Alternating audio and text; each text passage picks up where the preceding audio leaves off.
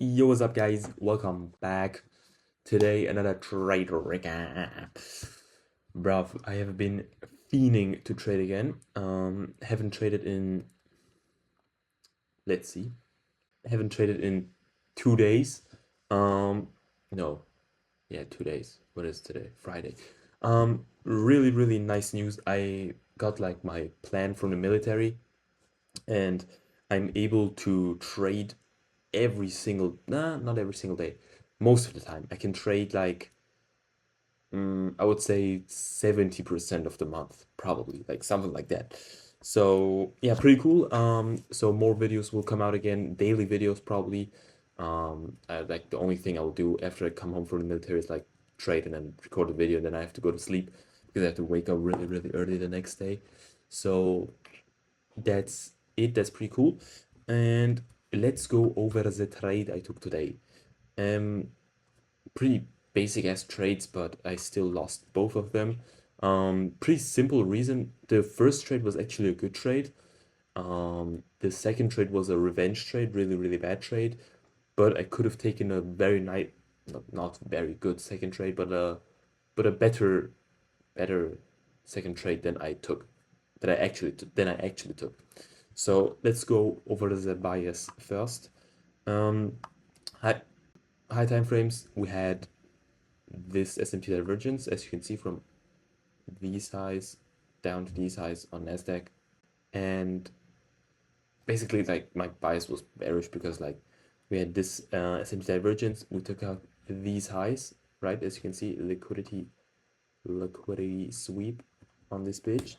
We swept out these highs, and then S&P 500 before market opened had this move upwards, and this also hits equilibrium with that move.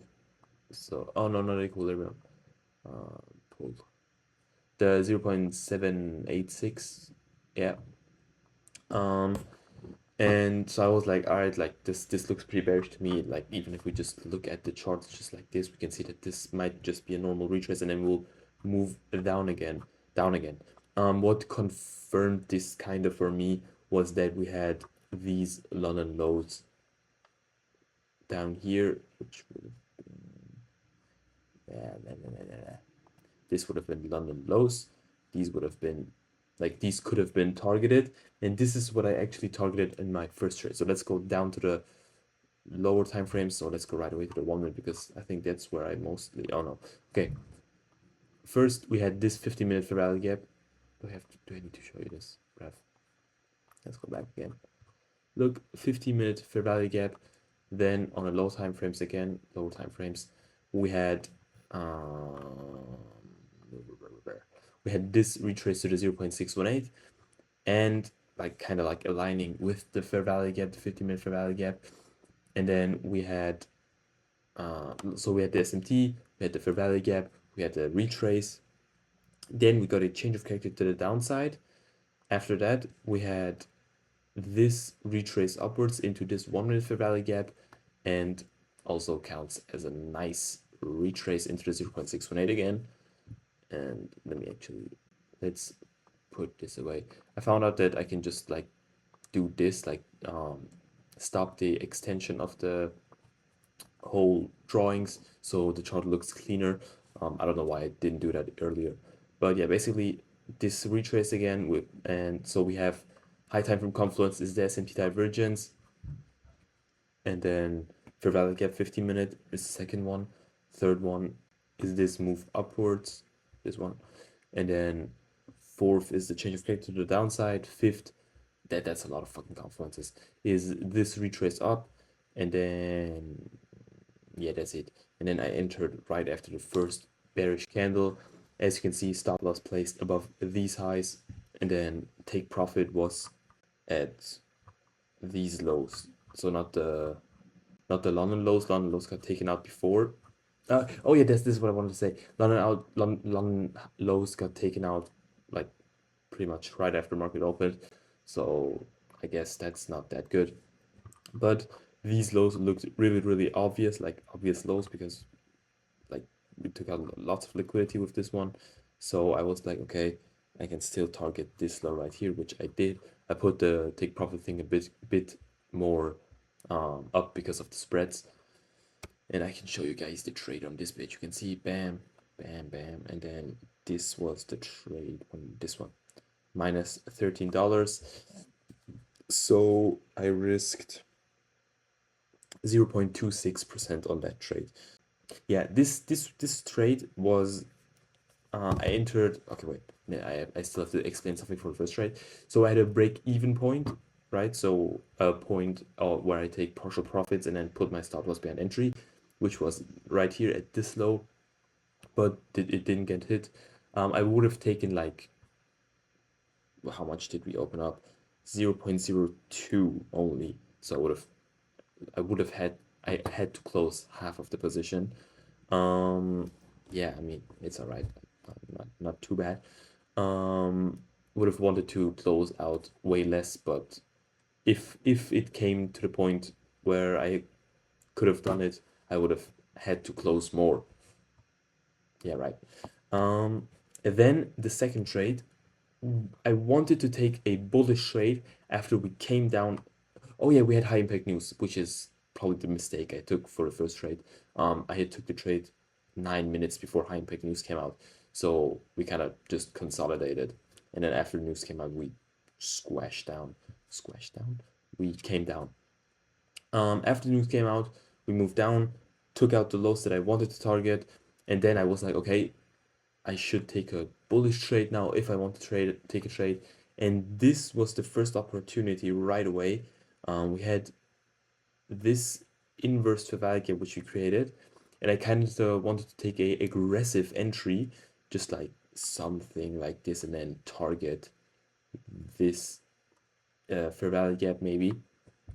But I was like, no, this is way too less confirmation, way too not enough confirmation, which was right. We moved up. We disrespected this fair value gap right here. This is a 3-minute fair value gap. I don't know why it doesn't show up. Yeah, right here. 3-minute fair value gap right here. And then equilibrium of, yeah, 3-minute fair value gap right here, which we disrespected.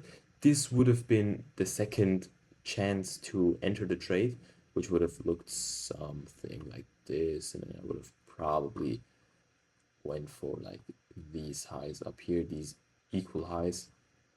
Would have been a valid trade too, but I kind of like got scared, I don't know, and I wanted to marry my bearish bias, which I had. So after we went up and swept these highs, these what's it called?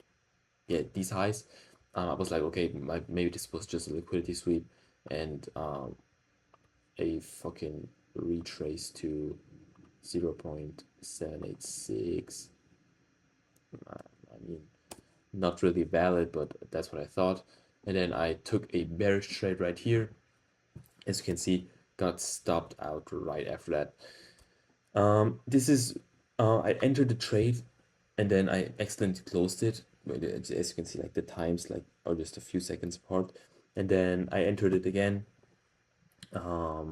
So this is like this is the same trade, so I actually lost more. And then so I want to take half the risk of the first trade, which I kind of did. And then the last trade I took was actually a Bitcoin trade, and which was the most successful one. I risked more, but it was a really valid trade. I'm actually not going to go over it because I'm still in the testing phase of my crypto strategy, and I'm trying to see like, bruv, and I'm trying to see, you can actually see me like twice now. Fuck you. I'm look, this is like the green screen thing that I'm using. It's pretty cool.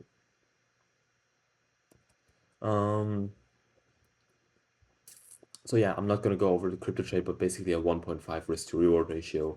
Use some Fibonacci, use some volume bullshit, I guess, and it worked out. It worked out. It didn't work out the last 2 times that I did it actually. Did I show these two? I don't know, but now you've seen it. And these two were like rather more emotional trades because I lost that day and I want to make back the money. So these don't really count, but this trade is actually a trade based off the strategy. And that's basically it for the day. I'm not gonna yap anymore.